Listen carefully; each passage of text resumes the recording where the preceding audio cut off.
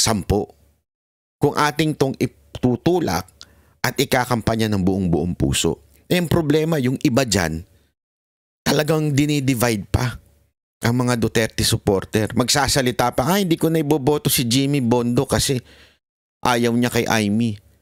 So, ibig mo bang sabihin kung yung 10 ayaw kay Amy, hindi mo na iboboto? What kind of thinking is that? Tapos sasabihin ninyo na kaya namin gusto isama si Amy dahil para hindi ma-impeach si BP. Pero hindi nyo iboboto yung 10. Anong katarantaduhan yun? Yung mga nag-iimbento dyan na nagsasabi na kesyo para lang ma-shoot yung pagiging Amy Marcos nila na matagal ko nang sinasabi sa inyo, di ba? Merong iilang vlogger, hindi ko na lang kung papangalanan, mga talaga maka-Amy. Noong palang simula ng administrasyon ni Bongbong Marcos, kumuha ng mga vlogger na huyan si Amy na gusto ni Pangulong Duterte si Amy.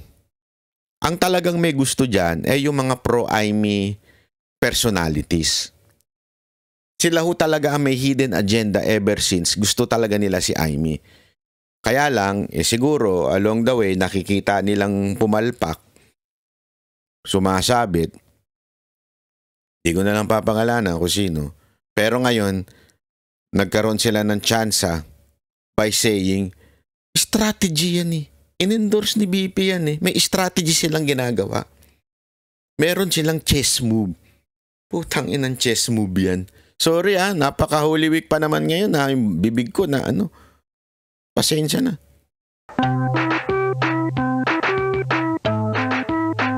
Ito, napaka-importante kong malaman ng iba ito dahil ito ang pinakamatinding strategy. Pinakamalupit na strategy nga. Nagagalit na naman yung isa dyan. Meron kasing nagagalit na isang nagmamagaling dyan sa social media. Siya daw ang pinakamatalino, siya daw ang pinakamagaling. At ako daw ay baliwala. Di sige, ikaw na matalino, ikaw na magaling. Ikaw na rin po ang tanyag. Tayo naman, never natin kinlaim na tayo po ay tanyag. Never po natin, ako po isang ordinaryong mamamayan lang. Although, ayaw ni Abante yan. Bakit? Kasi according to Abante, ang vlogger ay hindi ordinaryo mamamayan.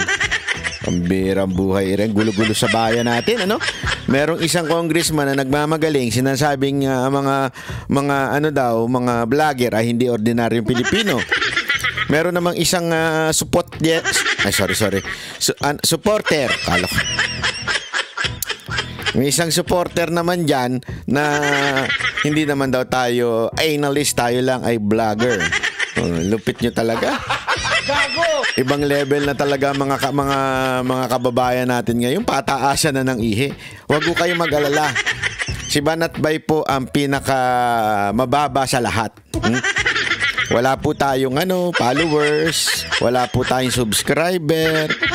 Tayo po ay isang hamak na tambay lang sa kanto na inutusan bumili ng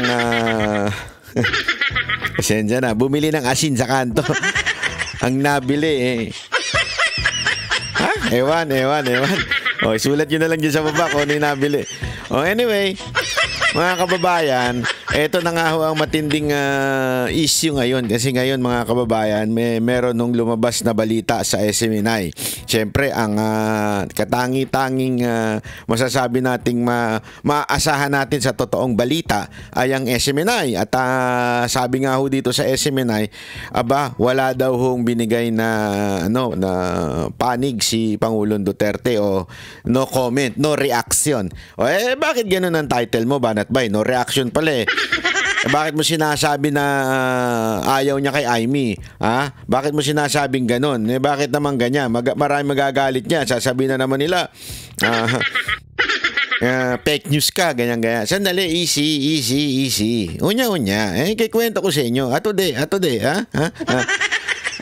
ipapaliwanag natin kung bakit gano'n na bakit ko nasabing sa tingin ko ayaw ni Pangulong Duterte si Amy Marcos. Mamaya ipapaliwanag ko sa inyo kasi lahat yan may konteksto Ayan aking opinion. May konteksto po yan mga kababayan. Pero para malaman ninyo, kailangan muna natin panoorin ng balita para mas nabigyan tayo ng konteksto. Ito, pasok. Alam na ni dating Pangulong Rodrigo Duterte ang pag-endorso ni Vice President Sara Duterte kay re-electionist Senator... Yan ang isang unang importante. Alam na po ni Pangulong Duterte. Ibig sabihin po, mali po yung sinasabi ng iba na inutusan ni Pangulong Duterte, si VP Sara Duterte. Unang-una, hindi po nila ginagawa yan sa pamilya nila. Okay, yung nakikialam sa desisyon ng bawat isa sa kanila. Maging nga daw si Baste Ito, kwento lamang po sa akin ito ni Boss Dada. Maging din po si Baste at saka si BP Sara, si Pulong, hindi po sila nagpapakialaman pagdating sa galaw sa politika. Kanya-kanya po sila ng desisyon kung ano ang gagawin nila. Hindi sila nagkakaroon ng family dinner at pag-uusapan, ikaw, ito tatakbuhin mo, ikaw tatakbuhin mo, hindi. Nag-a-adjust po sila. Kunwari, nag-decision si ganito na itong tatakbuhin niya. Tsaka lang mag-a-adjust yung iba. Ganon. At hindi ho yung, ikaw ito ako, hindi ganon, walang ganon. Sa katunayan, dun nga sa 2022 nga election, kung saan, hindi ho alam daw, di umano ng mga kapamilya na magba-vice president si BP Sara. Ganon ho ang dynamic ng kanilang pamilya.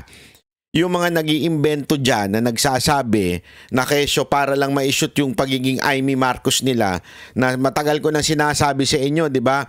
Merong ilang vlogger, hindi ko na lang kung papangalanan, mga talaga maka-Amy. Noong palang simula ng administrasyon ni Bongbong Marcos, kumuha ng mga vlogger na ho yan si Amy. Some, I'm not mentioning anyone, wala akong pinapatukuyan kung sino man, some of them, kunwari nag-slight Duterte. Pero sa totoo lang, from the very beginning, sila po ay bata ni Amy. Marami pong ganon. Okay? Hindi ko na lang papangalanan and I don't want to cause any problem with them. Ayoko kasing isipin nila, sinisiraan ko sila. Desisyon nila yun Kalayaan naman nila kung gusto nila magpakatuta kay Amy Marcos. Walang problema sa akin yun. Nasa sa kanila na po yun. Okay? Ano naman po nila yun, trabaho lang nila. So, I understand. But the thing is, kung meron ako nakitang sa tingin ko medyo mali, pupunahin ko. Kung meron man tatamaan, bye-bye, pasensya na po. Hindi po ako yung tipo ng tao na kaibigan para hindi ka tamaan. Pasensya na po kayo, ha? Pero ito doon lang tayo sa katotohanan. Dahil yan po ang ina-expect ng mga Pilipino sa atin, katotohanan. Okay? Yan po ang ine-expect nila. Wag po nating bulahin, wag po natin paikutin, at higit sa lahat, wag po natin daanin sa strategy. Tapos sasabihin pa natin, si Banat Bay, minamak yung strategy ni BP Sara Duterte. Gunggong, hindi yung strategy ni BP Sara Duterte ang minamak ko. Ang minamak ko yung strategy mo. Puro ka strategy dyan. Wala naman sinasabi si BP Sara Duterte yung strategy niya yan. O pinapahiwatig na strategy niya yan. Yan ho'y personal. Ako, suportado ko si BP Sara Duterte. Walang problema talaga. Kahit 2022 nga, hindi ko nga siya kinampanyan sa unit team. Pero hanggang ngayon, suportado ko po siya. Pero hindi ibig sabihin nun, lahat ng i-endorse niya ay aking pong sasamahan. Akin pong titignan at sisaya sa atin. Dahil meron naman po tayong kanya-kanyang independent na utak. Hindi naman po tayo isang para bagang kung ano sabihin, yun na kaagad. Hindi dapat ganun. Kaya nga tayo binigyan ng utak ng Diyos para ho tayo mag-isip. Kaya nga ho tayo binigyan ng isip para ho tayo ay talagang magdesisyon ng tama. Hindi ho basta-basta, sige lang, okay na, ganito na. Huwag ganun, di ba? Huwag ho tayong parang mga robot lang. Tuloy. Amy Marcos. Ano naman kaya ang naging reaksyon ng dating Pangulo sa kontrobersyal na hakbang na ito? Sige nga. Alamin ang buong detalye sa report ni Anton Cero. No comment lang si dating Pangulong Rodrigo Duterte sa ginawang pag-endorso ni Vice President Sara Duterte kay re-electionist Senator Amy Marcos ayon kay Hanelet Abansenya. Muling nabisita ng mag-inang Hanelet Abansenya at Kitty Duterte si dating Pangulong Rodrigo Duterte sa kanyang detention facility sa International Criminal Court o ICC. Sa kanilang pagdalaw ay binahagi ni Hanelet na nananatiling matatag at maayos ang kalagayan ng dating Pangulo. Patuloy niya ang kanyang panalangin at pananalig na isang araw, makakalabas din siya sa pagkakapiit. Okay na siya. Nag-pray me. And iyon na siya. siya rin. Kagawas na gud siya. Tinuod. Yes. Manifest gud niya. Pagdating sa posibilidad na makabalik si dating Pangulong Duterte sa Pilipinas, buo ang pananalig ni Hanilet na may mas mataas na kapangyarihang kikilos para may sakatuparan ito. God will make a way. Wala silang. Yes. Kanta-kanta tayo ngayon, sabay-sabay tayo. God will make a way where there seems to be no way. Favorite ko yan, kanta ni Don Moen. Paborito yan ng aking nanay na pumanaw na po. Uy, birthday niya, April 8 Huwag niyong kakalimutan, batiin belated, ika nga. Tapos ito to, God will make a way where there seems to be no way. Yung mga sa tingin natin mukhang malabo na, ay tayo'y manalig lang. Hindi ko naman sinasabi ang solusyon ng Panginoon sagutin lahat ng ating katanungan o di kaya sagutin ng lahat ng ating panalangin. Maaring meron siyang ibang paraan ng pagsagot. But the point here, God will always make a way. But sometimes that way, hindi natin maintindihan kung ano yon. Basta ang importante, kapit tayo na God will make a way. Ang gawa ito ng tao, gawa ng tao, pero ang gawa ng Diyos hindi na kayang labanan ng tao. Yan ang magandang mensahe. Alam mo, yan ang magandang kasi sinasabi nung iba, bakit ganyan si Hanilet? Siguro ano lang yan. Paano ano lang yan? Hindi, alam mo si Hanilet. Ang balita ko devout Christian daw talaga po ito si Hanilet. At sabi nga niya ito'y gawa ng tao, gawa ng damonyo. Alam naman po natin na nagsilbi naman po kasi maraming nagpupuna diyan. Ngayon bakit niyo tinatawag ang Diyos? Dati di ba minumura ni Duterte ang Diyos? Yan ang hindi maintindihan ng iba. Yung pagmura ni Pangulong Duterte ng Diyos, yun po yung mga Diyos-Diyosan. Hindi po yun, kasi ang problema sa atin, yung iba, basta lang natin tinake for parang literal yung kanyang sinabi nun, di ba? Yung sinabi niyang, God, your God is stupid.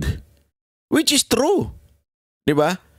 Kasi nga, my God, sabi nga niya, my God is not, ito ang sinabi niya, pinaliwanag niya. Tapos, your God is so stupid. Hindi niya sinasabing, si God ay stupid.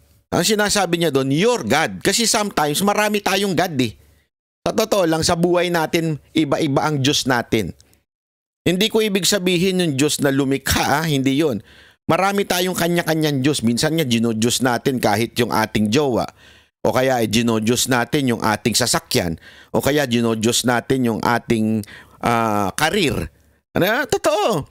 Sometimes kasi, iyon ang definition, kaya nga yun small letter gods, di ba? The gods of our life. Yan po yung marami hong kaya nga di ba sinabi ng Panginoon na huwag kayong magkaroon ng ibang Diyos kung hindi ako because I am a jealous God. Hindi ibig sabihin literal na kailangan ang Diyos nyo yung Diyos na sinasamba, yung nilalagyan na rebulto. Hindi yun, hindi lang yun ang ibig sabihin ng Panginoon. Marami pa tayong Diyos sa buhay natin. Kahit nga po sabi ko nga sa inyo, yung iba kahit to yung kanilang gadget, Diyos nila yan. Umaasa lang sila dyan. O di kaya yung kanilang mga asawa, ay yan lang sinasandigan nila. Minsan kahit ang pamilya ginagawa natin Diyos. Hindi nyo ba alam? Mali ho yung sinasabi ng iba na ikaw ang number 1 sa buhay ko. Hindi ho ganun. Dapat ang natin lagi sa asawa natin, ikaw ang number 2. Bakit? Ang number 1 si Lord. Yun ang sinasabi. Kasi minsan yung iba sa atin talagang ang sinusunod na lang yung asawa natin kaysa yung Diyos natin. Minsan kasi nagko-conflict yun Oo, minsan nagko-conflict yung dalawa. Not every time. Kaya nga dapat ang talagang pinuno ng ating pamilya, ang talagang pinakasandigan or foundation of our family ay ang ating Panginoon. Yung sinasabi ni Pangulong Duterte na your God is stupid, yung pong mga sumasamba sa mali. Yung mga naninindigan na yung gusto nila, yung Diyos nila ay pinapatawad ang mga adik, pinapayagan ng mga adik. Yun ang sinasabi ni Duterte noon. Kaya nga yung mga nagliliteral, bakit kayo ngayon naggagad-gad dyan pagkatas burahin ni Duterte si God? Huwag kalokohan nun. Huwag tayong tatanga-tanga. Diba? Minsan tayo, latanga-tanga, pick upin lang natin yung literal na meaning na sinasabi ng tao na hindi natin tinitingnan ng buong konteksto. That's the context of ano yung sinabi ni Pangulong Duterte dati. At ito nga pong si Miss Hanelet, talagang devout Christian po ito. Kaya ang ganda na sinasabi niya dito no matter sinong pinakamataas na presidente o sinong pinakamataas na pinuno o nagdalad sa sa kanyang asawa na si PRRD diyan sa dahig, merong mas mataas. Kaya nga sabi dito, ito ang ganda na sinabi niya even the demons acknowledge that there is Jesus Christ. Yun. Sabi doon, alam mo, ang ganda nun Yan yung, alam mo na, biblical yan. That every knee shall bow. Every nation shall bow sa ating Panginoong Yesus. That's biblical. Yan po ang sinasabi dyan. Napakaganda po nun. No, tuloy. Kahit na kanino mang tao, kahit na demonyo ka, di ba? That even the demonyo is acknowledging that there is Jesus Christ. Nagpaabot din ng pasasalamat ang dating Pangulo sa kanyang mga taga-suporta, kasabay ng panawagan na ipagpatuloy ang laban. Sa mga supporters, nagpaabot siya sa pasalamat o kanang padayon daw. Ginainag yun na mabuhay ang Pilipinas, mabuhay ang kabalokan the word mabuhay, di ba? Mabuhay ang Pilipino. Daghang salamat dito. Kabalo siya na every time na naitaw. Samantala, alam daw niya na may mga pumupuntang tao doon. Mga Pilipino sa Netherlands kay Hanelet ang kanilang mga alalahanin hingil sa posibleng mangyaring dayaan sa darating na halalan. Ganda na mensahe ni Hanelet dito tungkol sa eleksyon. Sa Mayo 12. Ayon sa kanila, may takot silang muling maganap ang mga hindi pagkakapantay-pantay at pandaraya sa proseso ng pagboto. Gayunpaman, maring itinanggi ni Hanelet na may kakayahan silang manipulahin ang halalan, lalo na kapag ang dami ng boto para sa mga kandidatong iniendorso ni dating Pangulong Duterte ay malaki at overwhelming. Sa kabila ng mga isyong ito, naniniwala si Hanelet na hindi na ito magagapi o magagambala kapag ang boto ng bayan ay tunay at malakas. Kana galing tikas, they can only do so much. I am telling you, they can only do so much. Pag overwhelming gani ang kuan boto, dili na nila makaya. Dili na nila they can only do so much. Nitabo na ito una sa panahon 2016. Na magigtog gyapon tikas, pero sa kadako sa liboto sa iya wala gyapon. Kaya muling hinimok ni Hanelet ang publiko na bumoto ng diretsahan sa mga kandidato ng PDP laban. Siyempre, botohan na to. Kailan naman ta sa atong botohan, katong tinuod na tao, tinuod nga magserbisyo. PDP, palihog lang. Samantala, sa pag-endorso naman ni Vice President Sara kay Senator Amy Marcos para sa pagkasenador, sinabi ni Hanelet na alam ito ni dating Pangulong Duterte, ngunit nananatiling tikom ang kanyang bibig sa nasabing isyo. Awareness. Okay. Awareness. Wala siya nag-comment. Sa kanyang personal na pananaw, pinili na lamang ni Hanelet na sarilinin ang kanyang saloobin ukol sa isyong ito. Wala lang to, ako itago. No. Nasa sa kanya na lang daw yan. Tingnan niyo itsura ni Ma'am Hanelet At nung tinanong siya about the reaction ni Pangulong Duterte. Uy, makakita. Mula dito sa... Eto. Pag-usapan na natin mga kababayan. Pag-usapan na po natin. Pag-usapan na po natin na napaka-importante. Bakit kanyo? Sige. Ito. Alam nyo, mga kababayan, ganito lang yan. For you to understand PRRD, you have to see the whole context of PRRD. Hindi lang pwede mong kunin ang kanyang konteksto kung ano yung sinabi niya ngayon. Kailangan mong tignan ng kanyang mga pinagsasabi. Not just PRRD. If you want to know a person, you have to see his or her background bago mo ma-interpret yung kanyang totoong sinasabi. Kaya nga sabi, di ba, read between the lines. O sinasabi, go beyond the words na sinasabi ng isang tao para mas maintindihan mo siya. Eto yan. Kung maaalala ninyo, nung panahon po ni Pangulong Duterte, bumabanat siya. Kasi ako dito, I was personally involved. Why involved? Kasi remember, sa ating channel po unang sinabi ni Pangulong Duterte yan. Yung kanyang patutsada at banat kay BBM during the campaign. Because that was the first time na narinig sambayanan niyan. Kaya nga po nag-trending yan.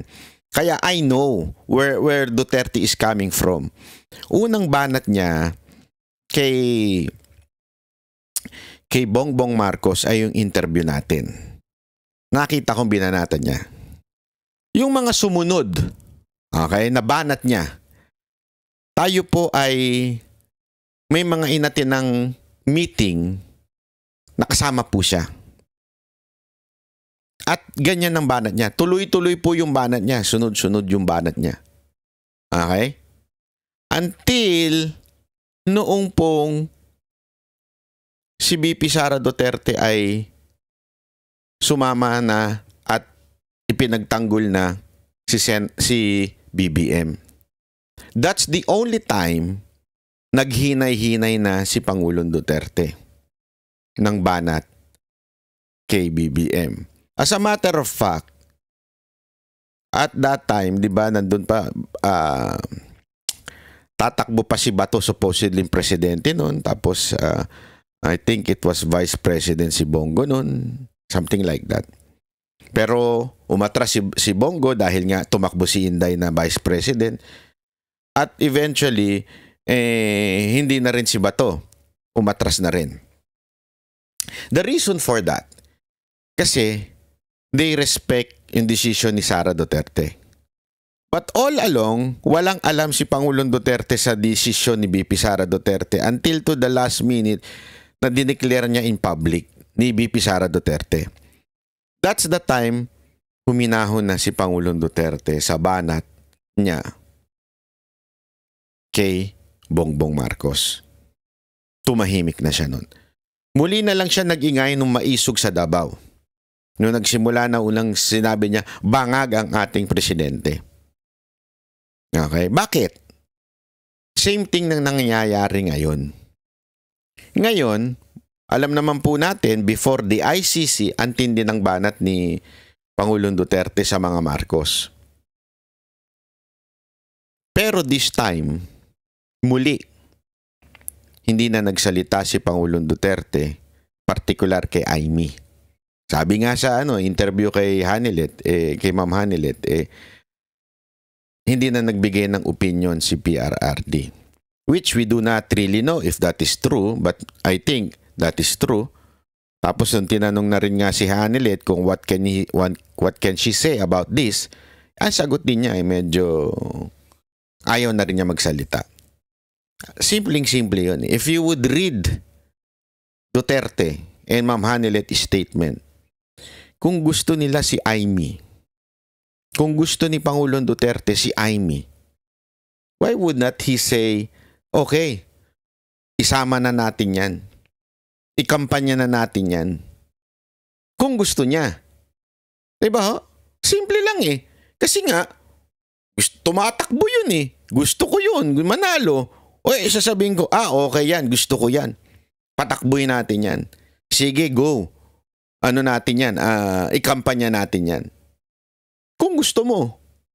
Pero kung hindi mo gusto, what would be your reaction since your daughter endorsed Amy? The least siguro na pwede mong i-react is a no reaction. Para naman, hindi sila magkaroon ng away ni BP Sara Duterte. Para naman hindi magkaroon ng problema. Para naman hindi masabing kinokontra niya yung anak niya. The best way is not to talk. The best way is to keep quiet. But literally, it means no. Kasi if ako, yes, I would say it. Okay, let's go. Sabi ni pinapatid ni Pangulong Duterte through Hanilet, nasasabi ni Hanilet, pinapatid ni Pangulong Duterte na ating pong suportahan si Senator Amy. Kasi nga, gusto mo yun eh. Gusto mo nga manalo. Kaya mo nga i-endorse. Kaya mo nga sasabihin sinusuportahan eh. Pero kung ayaw mo, hindi mo pwedeng kontrahin. Hindi mo pwedeng sabihin, no, kasi yung anak niya nandun. So the only way is just to keep quiet. That's what he did noong unit team. nung kasagsagan na ng unity at pinagtatanggol na ni BP si BBM, tumahimik na lang si Pangulong Duterte. Same thing that happened now. That's why I'm saying to you, sa tingin ko, opinion ko, ayaw niya kay Amy. Kung gusto niya, in-endorse niya na yan. Kung gusto niya, lantaran niya ng sinabi yan. Kung pinahatig niya sa sige, suportahan niyo na. Kasi may mensahe nga siya dun sa mga taong na andun eh. Anong mensahe niya? Salamat sa inyong suporta. Di ba? Meron silang mensahe. Pero bakit kung suportado niya talaga si Amy, di sana sinabi niya, sige, ayos yan, ikampanya natin yan. Kaya nga sabi ko nga sa inyo, napakamalaking katarantaduhan doon po sa mga nagsasabi na gusto ni Pangulong Duterte si Amy. Ang talagang may gusto dyan yung mga pro-Amy personalities. Sila ho talaga ang may hidden agenda ever since. Gusto talaga nila si Amy. Kaya lang, siguro along the way nakikita nilang pumalpak, sumasabit. Di ko na lang papangalanan kung sino. Pero ngayon, nagkaroon sila ng tsansa by saying, strategy yan eh. In-endorse ni BP yan eh. May strategy silang ginagawa. Meron silang chess move. Putang inang chess move yan. Sorry napaka-Holy Week pa naman ngayon yung bibig ko na pasensya na. Di ba? Wala akong chess move. This is a personal fact. Kasi nga ulitin ko, kung hindi nyo napanood yung nakaraang video ko, sinabi ko, na ang momentum ay nasa Duterte na. Paangat na ng paangat. And we have more days to come. Diba? Marami pa tayong kahit papaano, may next week pa, may susunod pang linggo. Nandyan ang dami pang undecided. At kita mo naman, bumagsak talaga, pati sa ratings, itong si Marcos. Si Marcos, si Escudero, bumagsak lahat sila sa rating, lalong-lalo na si Tamba. At umangat si BP Sara Duterte. If BP Sara Duterte would really like na siya ay hindi ma-impeach, the only thing that na kailangan niyang gawin, tumodo siya dito sa 10. Itodo niya tong 10, mananalo itong 10. Kaya nga ang ganda na sinabi nung post ni Jimmy Bondoc eh. Yung ye of a little faith, something like that. Tama ba yung English ko? Minsan kasi hindi pa tayo nandoon sa pinakabakbakan, ang hina na ng ating pananampalataya. Alam mo, ito recently pinanood ko yung sa Amazon Prime, parang Netflix yun yung kay David. Alam mo, grabe po yun. Totoo po yun, yung mga giants na yun.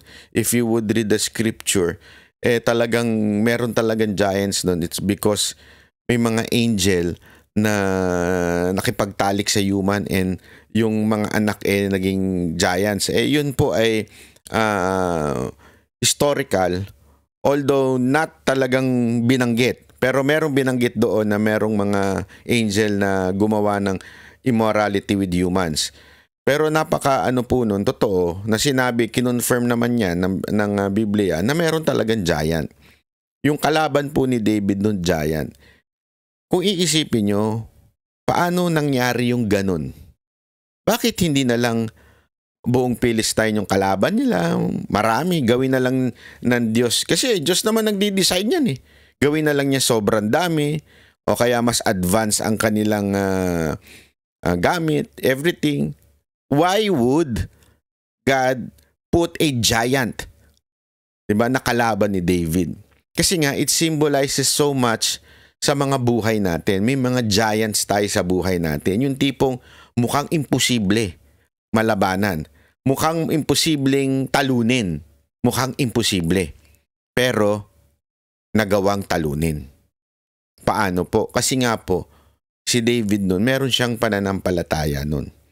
Siya po ay talagang pinaglaban niya ang Diyos nun at pinaglaban niyang justice at katotohanan. Kasi nga minamaliit na po sila noon at minamaliit po ang Panginoon noon. Sinasabing walang kwenta ang Diyos niyo, parang ganun. So ganun din po sa atin. Hindi naman po natin sinasabi na nasa panig lang natin ng Diyos. Hindi ho yun. Hindi yun ang ibig ko sabihin. Alam naman po natin, we are fighting for our country's safety. We're fighting against criminality. We're fighting against corrupt government. We are fighting against corrupt politicians. Kaya natin gusto ito. Isipin mo natin yan. We're not fighting just for the Duterte. Kasi if we think we are just fighting for the Duterte, talagang mawawalan tayo ng loob. You know why? Because Duterte is in jail. Oh, malinaw na malinaw, and the VP is under scrutiny or ini-impeach ngayon. So if our thinking will only depend on the Duterte, we would lose the fight. Mawawalan tayo ng loob. Kaya nga, ang dapat ibabalik natin, ano ba ang tama nating pinaglalaban? Ang pinaglalaban natin ay katotohanan, tamang ustisya, pinaglalaban natin ang ating pamilya, pinaglalaban natin ang ating bayan. And hindi ho tayo bibiguin ng Panginoon kung tama ang ating ipinaglalaban. Hindi ho tayo bibiguin ng Diyos niyan. Kaya patuloy lamang po tayong manampalataya na may himala. Kasi alam niyo kung bakit ko alam mo ito, bakit ko sinasabi sa inyo ito. Yan din ang naramdaman namin noong 2016. Ang hirap lumaban nun. Naalala ko yung nangangampanya kami, pinagtatabuyan kami, pinapatayan kami ng kuryente, ayaw kaming papasukin. Kasi nga, hindi ako parte ng organisasyon ng Duterte team ha. Pero kami po yung performer at na-experience namin yung persecution.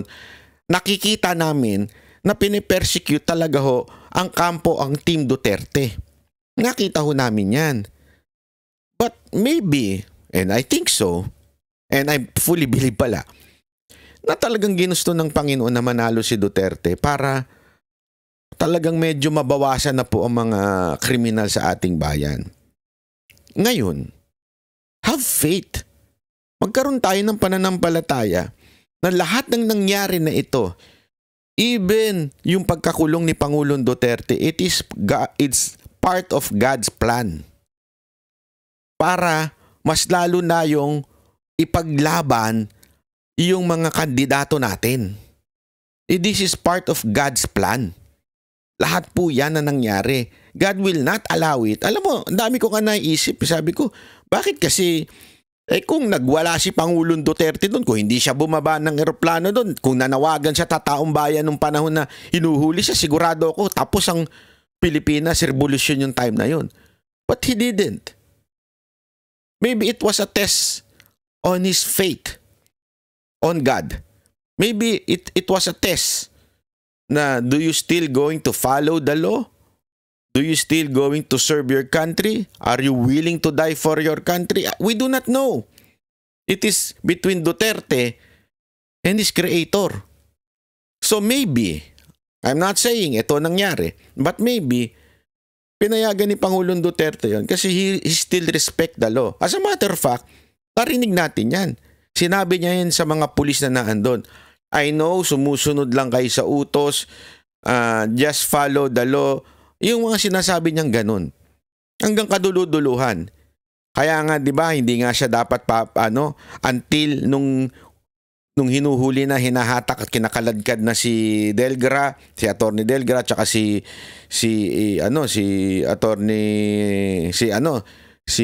Executive Secretary, 'di ba?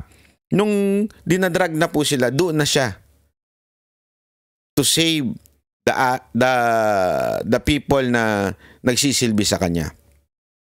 Which also ginawa ni Pastor Kibuloy. 'Di ba nung magkakapatayan na, yung talaga nagready na. Ano na yun talagang nakahawak na sa gantilyo yung mga pulis doon Nung nakita niya yon, doon na po siya sumuko sa sundalo. Ganun, parehong-pareho sila nangyari ni Pangulong Duterte at saka ni Pastor Kibuloy. Pareho po sila. So anong ibig ko lamang pong sabihin? Lahat ng bagay nito, from Pastor Kibuloy, from impeachment of VP Sara Duterte, from PRRD, are all God's plan. He allowed everything to happen. Bakit? He has to purify the people. He has to make us understand that we are not just fighting for Duterte, for Pastor Kibuloy, for VP Sara Duterte. We are fighting for true justice in our country. We are fighting against corruption. We are fighting against criminality. Yun ang ating pinaglalaban. Ang hina naman ata ng pananampalataya natin by just saying we want Senator Amy para lang hindi ma-impeach si VP Sara Duterte. No, everything will happen kung manindigan tayo dito sa 10. Kung ating tong itutulak at ikakampanya ng buong puso. Ang problema, yung iba dyan, talagang dinidivide pa ang mga Duterte supporter. Magsasalita pa, hindi ko na iboboto si Jimmy Bondo kasi ayaw niya kay Amy. So, ibig mo bang sabihin kung yung 10 ayaw kay Amy, hindi mo na iboboto? What kind of thinking is that? Tapos sasabihin ninyo na kaya namin gusto isama si Amy dahil para hindi ma-impeach si BP. Pero hindi nyo iboboto yung 10. Anong katarantaduhan yun? Di ba? Tapos ikaw na ang matalino. Lupit mo rin, Brad? Ikaw na talaga yung malupit. What kind of thinking yung ganyan? So mga kababayan, ito lang masasabi ko sa atin lahat. Mag-isip po tayo na mabuti. Again, I will not say it to you directly na wag niyong iboto si Senator Amy. Ako ito lang. Ano ba nagawa niya sa bayan natin? Talaga bang may nagawa siya? Talaga bang may naitulong siya sa mga Duterte? O baka naman dahil tapos na ang lahat? Sabi nga ni Senator Bongo, aanhin pa yung hearing na yun, tapos na lahat. Yun lang, isipin nyo yung mabuti yun. Ano ba talaga ang naidulot nun? Sabi pa ng iba, maybe dahil dyan sa hearing niya mapapalaya si Pangulong Duterte sa dahig. Alam mo, kung mapalaya man sa dahig si Pangulong Duterte, it's not the hearing. It's how i-defend ng mga abogado niya doon sa dahig. Kung paano nila mapatunayan na hindi na tayo sakop ng prosesong ito. Hindi na tayo parte ng ICC at wala nang katungkulan na para ipakulong si Pangulong Duterte. Pangalawa, kung ano man yung mga akusasyon na dati pa tayong membro ng ICC ay lahat po yan latak. Lahat po yan ay walang proof, walang evidence. Yun ang pinupuntirya ng mga abogado. It's not because we are all fighting and we are all saying the arrest was illegal. Don't you think ICC knows that? Don't you think hindi nila alam yun? Alam nila yun. But again, iba nga daw ang rule sa ICC. Sabi ng ibang mga abogado, it doesn't matter kung paano nakuha. Basta sa kanila yung ano yung proof nung akusasyon na ipinapataw doon sa tao. So what do I mean? Huwag daw tayo magpaloko at magpabudol sa mga pro-Amy. If you want to vote Amy, do not listen to those pro-Amy. Why? Because they are really pro-Amy. Whatever happens, they are for Amy. No, whatever matters, lahat ng sasabihin nila pro-Amy. Ngayon, ikaw na boboto. Bakit mo iboboto yung tao? Yan ba ay gusto mo? Gusto ni VP? Gusto ng mga pro-Amy vloggers? O talagang sa tingin mo, kumbinsido ka na may nagawa yung tao na yun para sa bayan? Kung meron, respeto ko yan. Sige, iboto mo. Nire-respeto ko. Pero kung dahil sumusunod ka lang sa dikta ng ibang tao,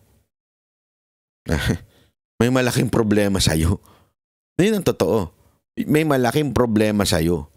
So dapat, siguraduhin mo kumbinsido ka talaga. Ako, para naman sa akin ito, hindi ko sinasabing etong gawin ninyo. Ako, hindi ako kumbinsido. Malayo. Maaring may ginagawa siya, natutulong para sa kaalaman ng taong bayan, okay yun. Wala akong problema dun. Pero huli na at lahat para kay Pangulong Duterte. So, eto, sa tingin ko, mas matimbang yung malulunod na kasi siya. doon sa barkong sinamahan niya, kaya siya tumalon at malulunod na siya, kaya kailangan niya ng kumapit doon sa nasa barko. Sino ho yun? Ang Team Duterte.